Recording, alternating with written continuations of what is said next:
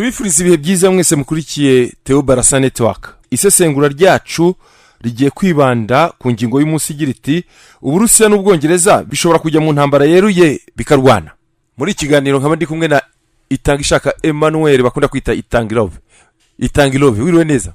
Meze neza cyane ndashima Imana. Uburusiya bukomeje gukanga Ubwongereza buvuga ko buzagira ingaruka zikomeye kandi buvuga ko Ubwongereza buzishyura ikiguzi nyuma yuko byemejwe ko indege zitagira abapilote z'Ubwongereza zakoreshejwe na Ukraine mu kugaba ibitero ku bikorwa bifitanye isano n'ubukungu n'ibya gisirikare biri ku butaka bw'Uburusiya. Minisitiri w'intebe w'Ubwongereza Andy Burnham yasubije avuga ko Ubwongereza buzakomeza gushyigikira Ukraine 100%. Yagize ati ntituri inshuti mu bihe byiza gusa, tuzahora turizo igihe cyose Ukraine ikeneye ubufasha. Ibyo bintu hagati aho urabivugaho iki? Icyo nzi cyo ahangaha kuvuga ko Ubwongereza ndetse n'Uburusiya byahita bijya mu ntambara mu buryo bweruye ntekereza ko bitashoboka. Turabisesengura mu kanya ariko reka tubanze tuvuge ikibazo ko kimeze. Ambasade y'Uburusiya mu Bwongereza yashinje Ubwongereza guhitamo nkana kongera gukomeza ikibazo cya Ukraine, ivuga ko bwitabira cyane mu ntambara ariko igiciro ngo kizaba kinini. Ibigo bibiri by'Abongereza bizwiho kuba byarakoreye indege zitagira abapilote zatanzwe muri Kiev. Umuntu wavuye mu gisirikare yemeje kuri BBC ko indege zitagira abapilote z'Ubwongereza zakoreshejwe mu bitero biherutse kugabwa ku Burusiya, bivugwa ko byahombeje ubukungu bw'Uburusiya arenga miliyari 35 z'amapaundi. Kiev yakomeje ibitero bigabwa mu Burusiya imbere no mu tundi turere tw'Uburusiya, yibasira inganda zitunganya ibikomoka kuri peteroli ndetse n'ububiko bunini bw'iduka rinini ricuruza kuri interinete. Ibi bitero byagize ingaruka zitaziguye ku bicuruzwa bya lisanse by'imbere mu gihugu cy'Uburusiya ndetse binahungabanya ubukungu bw'Uburusiya. Ubwongereza ni bamwe mu bafasha ku buryo bukomeye Ukraine kuva Uburusiya bwatangira igitero cyabwo muri Gashyantare 2022. Minisiteri y'Ingabo yavuze ko Ubwongereza bwiyemeje guha ibikoresho Ukraine ikeneye kugira ngo barinde ibitero bya Putin kuri Ukraine. Urumva ahangaha nicyo tubanje gusesengura mbere yuko twibaza niba bishoboka ko barwana. Turagira ngo tubanze dusesengure. Nabonye minisitiri w'intebe w'Ubwongereza bamwita Andy Burnham nk'uko rumaze kumuvuga mu kanya. Nguyu yavuze ko mu by'ukuri barimo kugerageza gufasha Ukraine mu kuyiha ibintu byayifasha kwirinda.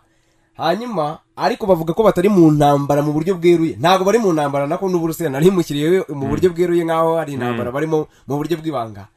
Ariko ngo bagira bashaka gutana mu mitwe bavuga ko ngo nyine Uburusiya bwashaka kugira icyo buvuga ngo kubera iki muri kubafasha. Ibyo ngibyo ngo ntacyo bababwiye, barakomeza gufasha Ukraine 100%. Hanyuma kandi ngo haramutse hagize igitero kibagiraho ngo bakirwanaho.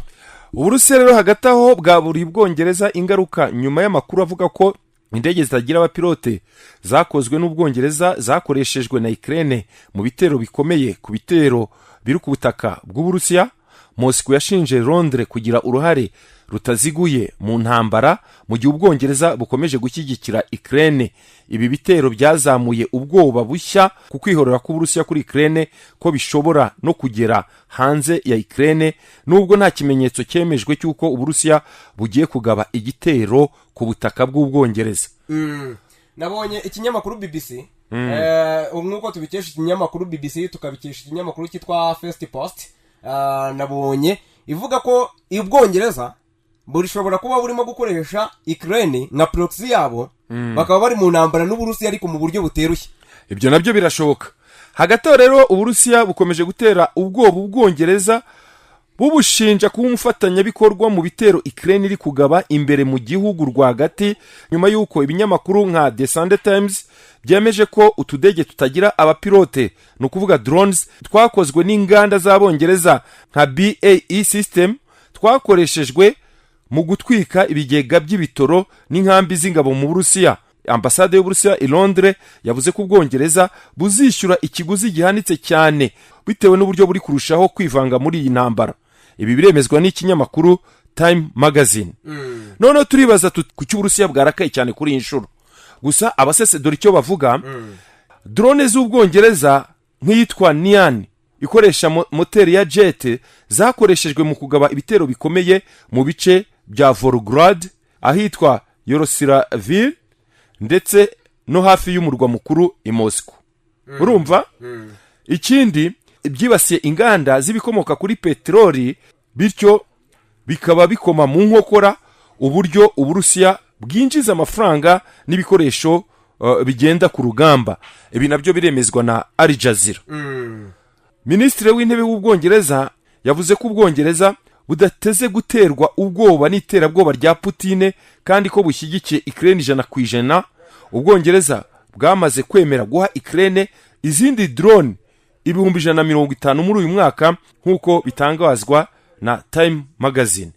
Icyo naba mvuzeho gatoya cyane, ubufasha Ubwongereza burimo guha Kiev burimo kugira ingaruka cyane, kuko si ubwa mbere Ubwongereza buhawe warning na Moscow. Kenshi gashoboka bahaye warning bababwira ati murekere, hari ibyo bita storm shadow bigeze kubateramo inkunga, hari ubufasha bwa drone bigeze kubateramo inkunga. Uburusiya ambasade y'Uburusiya mu Bwongereza irababwira ati rero ibyo bintu murimo gukora birimo kugira ingaruka kandi ntabwo ari byo pe. Ubu none tugeze kuri ya topic twahereyeho. Ese ibihugu bishobora kurwana imirwano yeruye? Reka nkubwire icyo abasesenguzi bavuga nawe uraza kugira icyo bivugaho. Abasesenguzi b'inzobere mu by'intambara nka John Foreman wahoze ari umujyanama mu bya gisirikare w'Ubwongereza i Moscow bemeza ko intambara yeruye hagati y'Uburusiya n'Ubwongereza idashoboka cyane kuko Ubwongereza buri mu muryango wa OTAN. Igitero icyo ari cyo cyose cy'Uburusiya ku Bwongereza cyazana intambara y'isi yose n'intwaro za nucleaire. Ibi biremezwa n'ikinyamakuru The Guardian cyo mu Bwongereza. Urumva? Bakavuga ngaho kurwana mu buryo bweruye, abasesenguzi bavuga ko Uburusiya buzihimura bukoresheje intambara yo mu bundi buryo. Ibi biremezwa n'ikinyamakuru BBC. Urumva? Bakavuga ko hari ibitero by'ikoranabuhanga Abarusiya bashobora kugaba ku Bwongereza, ibyo bita cyber attack mu rurimi rw'icyongereza. Bashobora kugaba ibitero ku masosiyete y'Ubwongereza akora intwaro, imiyoboro y'itumanaho n'inzego z'ubuzima. Urumva? Ikindi bashobora gukora Abarusiya ku Bwongereza, bashobora gukora ibintu bimeze nka sabotage. Bashobora gutwika cyangwa kwangiza imiyoboro y'amashanyarazi, urumva, n'inkambi z'imyitozo mu Burayi nk'uko byabaye ngo mu minsi ishize mu Budage. Ikindi Uburusiya bushobora gukora, bashobora gushegesha Ukraine rwagati. Bashobora kongera ibitero ku miji ya Ukraine n'inganda z'intwaro kugira ngo Ukraine intambara iyitware ikiguzi gihanitse. Ikindi barimo kuvuga bashobora gukora kugira ngo bihimure, bashobora gushyigikira abanzi b'Ubwongereza yewe na Amerika. Bashobora guha, urumva, intwaro zigezweho cyangwa amakuru y'ubutasi imitwe irwanya Ubwongereza na Amerika mu bice byo mu burasirazuba bwo hagati. Nguko uko abasesenguzi bamwe babona abantu bashobora kurwana, ariko mu buryo bwo kuvuga ngo haba intambara yeruye barimo kubyamaganira kure, bavuga ko ibi bitapfa gushoboka. Nanjye icyo mvugaho nuko muri rusange icyaba cyo ntago intambara ishobora kuba mu buryo bweruye hagati y'ibihugu bibiri nkuko abo basesenguzi babivuga, kubera ko ubufasha bw'ibindi bihugu bwahita buza bukisuka ku Bwongereza ndetse no kuri Ukraine, ugasanga intambara irakomeye cyane, Uburusiya ntibwabasha kubyifasha. Ikintu barimo kuvuga cyane gikomeye, hari ingingo ya 5 ya OTAN cyangwa NATO ivuga ko Ubwongereza ni umunyamuryango ukomeye w'igisirikare cyo gutabarana cy'ibihugu by'i Burayi na Amerika OTAN. Iyi ngingo ivuga ko igitero cyagabwa ku gihugu kimwe kiba kigabwe ku muryango wose. Kugaba igitero ku Bwongereza ntago byemewe, bishobora guhita bihinduka intambara y'Uburusiya n'amahanga yose ya OTAN, ibintu Uburusiya budashaka na gato, bikaba byakurura intambara y'igihe kirekire. Ikindi, intwaro za kirimbuzi, ibyo bita nuclear weapons mu rurimi rw'icyongereza. Ibihugu byombi Uburusiya n'Ubwongereza bifite intwaro za kirimbuzi. Intambara yeruye hagati yabyo yahita ihinduka intambara ya kirimbuzi. Urumva? Aho nta gihugu na kimwe cyarokoka. Hano icyatuma intambara yeruye iba nuko umwe mu mpande zombi yakora amakosa akomeye mu mibare ya gisirikare cyangwa akagaba igitero cy'intwaro kirimbuzi. Urumva? Yego, dukurikije ibyo wari umaze gusobanura aho ngaho muri rusange uvuga ibihugu bishobora kurwana naho n'Uburusiya. iyo urebye imibare uko ihagaze Ukraine yafashijwe n'ibihugu byose byo ku isi tutarareba na OTAN nk'iyo urebye imibare yo ku itariki 30 z'ukwezi kwa gatandatu 2026 ubwo twumva ibihugu bishobora guhita byisanga mu ntambara mu buryo bufatika leta zunze ubumwe za Amerika zimaze gufasha Ukraine ugejeje kuri iyo tariki zayihaye biliyoni 73.6 z'amadolari amafaranga menshi cyane.